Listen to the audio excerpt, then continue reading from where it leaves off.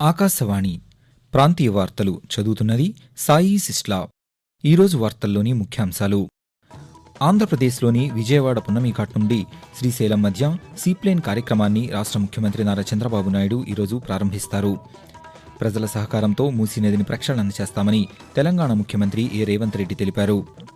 గుంటూరు వినుకొండ రహదారి నిర్మాణాన్ని వేగవంతం చేసేలా చర్యలు తీసుకోవాలని కేంద్ర గ్రామీణాభివృద్ధి శాఖ సహాయ మంత్రి పెమ్మసాని చంద్రశేఖర్ అధికారులను ఆదేశించారు.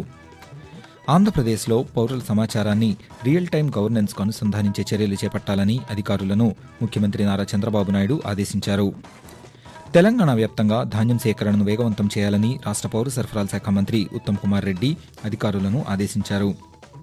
వార్తల వివరాలు: ఆంధ్రప్రదేశ్లోని విజయవాడ పున్నమిఘాట్ నుండి శ్రీశైలం మధ్య సీప్లేన్ కార్యక్రమాన్ని రాష్ట్ర ముఖ్యమంత్రి నారా చంద్రబాబు నాయుడు ఈరోజు ప్రారంభిస్తారు. ఈ కార్యక్రమంపై మరిన్ని వివరాలను మా ఆకాశవాణి ఎన్టీఆర్ జిల్లా ప్రతినిధి కె నవీన్ కుమార్ అందజేస్తారు. ఈరోజు విజయవాడ పున్నమిఘాట్ నుంచి శ్రీశైలం మధ్య సీప్లేన్ ప్రయోగానికి శ్రీకారం చుట్టబోతోంది. 14 సీట్ల సీప్లేన్ను ముఖ్యమంత్రి చంద్రబాబు ప్రారంభిస్తారు. విజయవాడ నుంచి శ్రీశైలం మధ్య సీప్లేన్ నడిపేందుకు అనుకూలతపై ఈ ప్రయోగం నిర్వహిస్తున్నారు. ఇది సక్సెస్ అయితే రాబోయే రోజుల్లో రెగ్యులర్ సర్వీసును ప్రారంభిస్తారు. విశాఖ తీర్థం, నాగార్జున సాగర్, గోదావరి ప్రాంతాల్లోనూ సీప్లేన్ల ఏర్పాటుకు రెండో దశలో ప్రయోగాలు చేసే అవకాశం ఉన్నాయి. కూటమి ప్రభుత్వం రాష్ట్రాన్ని పర్యాటకంగా, సాంకేతికంగా అభివృద్ధి చేసేందుకు కార్యక్రమాలు రూపొందిస్తుంది. ఆంధ్రప్రదేశ్లో అభివృద్ధితో పాటు సంక్షేమానికి ప్రాధాన్యమిస్తూ ప్రస్తుత 2024-25 ఆర్థిక సంవత్సర రాష్ట్ర బడ్జెట్ను రూపొందించాలని రాష్ట్ర ముఖ్యమంత్రి నారా చంద్రబాబు నాయుడు అధికారులకు దిశానిర్దేశం చేశారు. అమరావతిలోని రాష్ట్ర సచివాలయంలో బడ్జెట్ రూపకల్పనపై అధికారులతో సమీక్ష నిర్వహించారు. ఈ సందర్భంగా ముఖ్యమంత్రి మాట్లాడుతూ బడ్జెట్లో రాజధాని నిర్మాణ పనులు, సాగునీటి ప్రాజెక్టులు, రోడ్ల మరమ్మతులతో పాటు ఇతర అభివృద్ధి పనులకు ప్రాధాన్యమివ్వాలని అధికారులకు సూచించారు.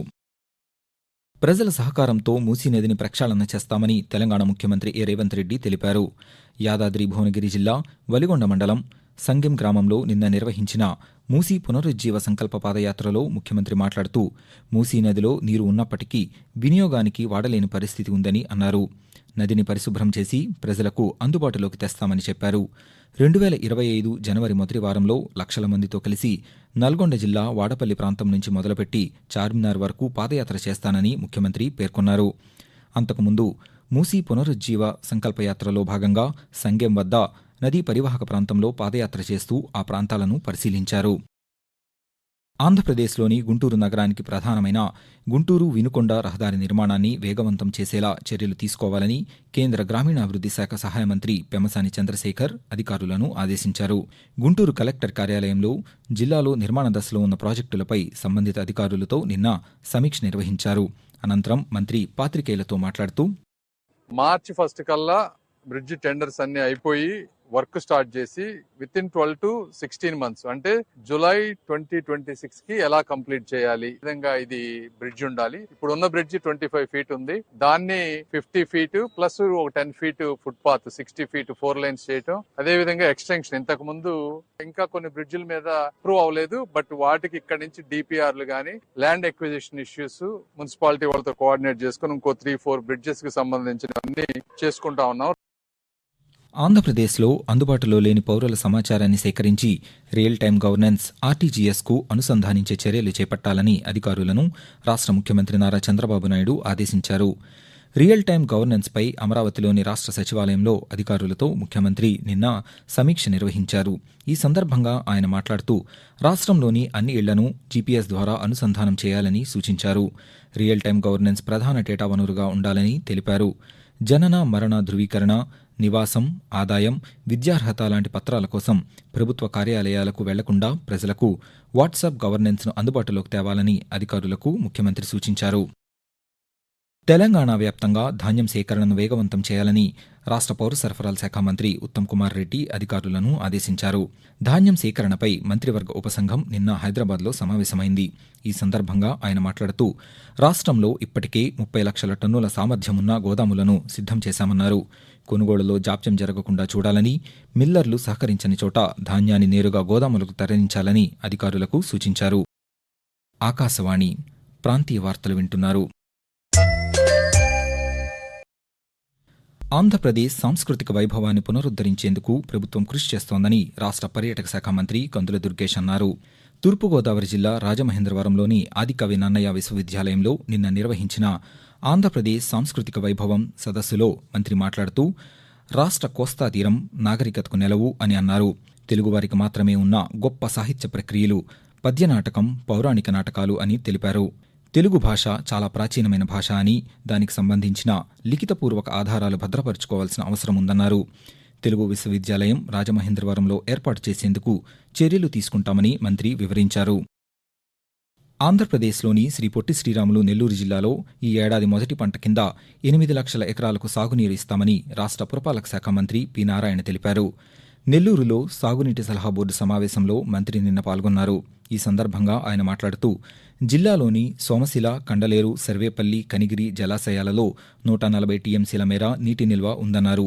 పంట కాలువలలో పూడికను తీయించేందుకు టెండర్లు పిలిచామని మంత్రి తెలుపుతూ సోమశిల హై కెనాల్ దాని మీద కూడా మన ముఖ్యమంత్రి గారు వచ్చినప్పుడు దాని మీద డిస్కస్ చేశారు. కొంత ఖజానా మెరుగుపరిచిన తర్వాత ఖచ్చితంగా దానికి కొంత బడ్జెట్ శాంక్షన్ చేయించి ఖచ్చితంగా వర్క్స్ టేకప్ చేస్తామని మీ అందరికీ తెలియజేస్తున్నాను. అదే విధంగా అటు మున్సిపల్ శాఖ, రెవెన్యూ శాఖ, నీటి శాఖ ముగ్గురు కలిసి రాష్ట్రంలో ఎక్కడైనా కెనాల్స్ మీద ఆక్యుపై చేస్తుంటే దాన్ని క్లీన్ చేయమన్నారు. ఖచ్చితంగా నేను అధికారులతో మాట్లాడి దాని మీద స్పెషల్ డ్రైవ్ చేస్తానని మీ అందరికీ తెలియజేస్తున్నాను. తెలంగాణలోని మధిర పురపాలక సంఘ పరిధిలో ఈ నెల 14వ తేదీ నుంచి నేను నా మధిర క్లీన్ అండ్ గ్రీన్ కార్యక్రమాన్ని ప్రారంభించాలని రాష్ట్ర ఉప ముఖ్యమంత్రి మల్లు భట్టి విక్రమార్క అధికారులను ఆదేశించారు. ఖమ్మం జిల్లా మధిర పట్టణంలోని క్యాంపు కార్యాలయంలో మున్సిపల్ కార్యకలాపాలపై నిన్న అధికారులతో ఆయన సమీక్ష నిర్వహించారు.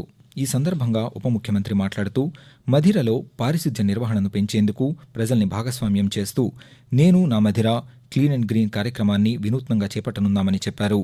పట్టణంలోకి ప్రవేశించే ప్రతి చోట పచ్చదనం ఉట్టిపడేలా పార్కులు ఏర్పాటు చేయాలని అధికారులకు సూచించారు. పండగల రద్దీ దృష్ట్యా దక్షిణ మధ్య రైల్వే ప్రత్యేక రైళ్లను నడుపుతోంది. ఈ ప్రత్యేక రైళ్లు సికింద్రాబాద్, విల్లుపురం మధ్య సేవలు అందించనున్నాయని అధికారులు తెలిపారు. ఈ రైలు సికింద్రాబాద్లో 14వ తేదీ రాత్రి 7:40 బయలుదేరి మరుసటి రోజు శుక్రవారం మధ్యాహ్నం 1:05 విల్లుపురం చేరుకుంటుందని, తిరుగు ప్రయాణంలో ఈ నెల 15వ తేదీన విల్లుపురంలో సాయంత్రం 4:05 బయలుదేరి మరుసటి రోజు శనివారం ఉదయం 9:40 సికింద్రాబాద్ చేరుకుంటుందని రైల్వే శాఖ తెలిపింది. ఈ రైళ్లు మౌలాలి, చర్లపల్లి, నల్గొండ, మిర్యాలగూడ, నడికుడి, సత్తెనపల్లి, గుంటూరు, తెనాలి, చీరాల, ఒంగోలు, కావలి, నెల్లూరు, గూడూరు, రేణిగుంట, కాట్పాడి, తిరువణ్ణామలై స్టేషన్లలో ఆగుతాయని, ప్రయాణికులు ఈ సర్వీసులను ఉపయోగించుకోవాలని అధికారులు సూచించారు. తెలంగాణలో 10వ తరగతి పరీక్షల రుసుము చెల్లింపు తేదీలను ప్రభుత్వ పరీక్షల విభాగం వెల్లడించింది. ఎలాంటి ఆలస్య రుసుము లేకుండా ఈ నెల 18వ తేదీ వరకు పరీక్ష రుసుము చెల్లించవచ్చని తెలిపింది. ₹50 ఆలస్య రుసుముతో డిసెంబర్ 2వ తేదీ వరకు, ₹200 ఆలస్య రుసుముతో డిసెంబర్ 12వ తేదీ వరకు, ₹500 ఆలస్య రుసుముతో డిసెంబర్ 21వ తేదీ వరకు చెల్లించవచ్చని పేర్కొంది. వారం వారం ప్రపంచవ్యాప్తంగా జరిగిన వార్తల విశేషాలు, వివిధ అంశాల సమాచారంతో అంతర్జాతీయ విషయాలన్నింటినీ తెలుగులో అందించేందుకు ఆకాశవాణి విశాఖపట్నం ప్రాంతీయ వార్తా విభాగం రూపొందించిన వసుదైక కుటుంబం ప్రత్యేక కార్యక్రమం ఈరోజు ఉదయం 10 గంటలకు ప్రసారమవుతుంది. పాస్పోర్ట్ దరఖాస్తు ముందస్తు నమోదు కోసం ఈ నెలలో ప్రత్యేక డ్రైవ్ను నిర్వహిస్తున్నామని విజయవాడ ప్రాంతీయ పాస్పోర్ట్ అధికారి ఒక ప్రకటనలో తెలిపారు. ప్రతి బుధవారం అదనపు అపాయింట్మెంట్ల కోసం ముందస్తుగా ఆన్లైన్లో నమోదు చేసుకోవచ్చని అన్నారు. ఆకాశవాణి ప్రాంతీయ వార్తలు ముగించే ముందు ముఖ్యాంశాలు మరొకసారి. ఆంధ్రప్రదేశ్లోని విజయవాడ పున్నమిఘాట్ నుండి శ్రీశైలం మధ్య సీప్లేన్ కార్యక్రమాన్ని రాష్ట్ర ముఖ్యమంత్రి నారా చంద్రబాబు నాయుడు ఈరోజు ప్రారంభిస్తారు. ప్రజల సహకారంతో మూసీ నదిని ప్రక్షాళన చేస్తామని తెలంగాణ ముఖ్యమంత్రి ఏ. రేవంత్ రెడ్డి తెలిపారు. గుంటూరు వినుకొండ రహదారి నిర్మాణాన్ని వేగవంతం చేసేలా చర్యలు తీసుకోవాలని కేంద్ర గ్రామీణాభివృద్ధి శాఖ సహాయ మంత్రి పెమ్మసాని చంద్రశేఖర్ అధికారులను ఆదేశించారు. ఆంధ్రప్రదేశ్లో పౌరుల సమాచారాన్ని రియల్ టైం గవర్నెన్స్కు అనుసంధానించే చర్యలు చేపట్టాలని అధికారులను ముఖ్యమంత్రి నారా చంద్రబాబు నాయుడు ఆదేశించారు. ఆకాశవాణి ప్రాంతీయ వార్తలు ఇంతటితో సమాప్తం.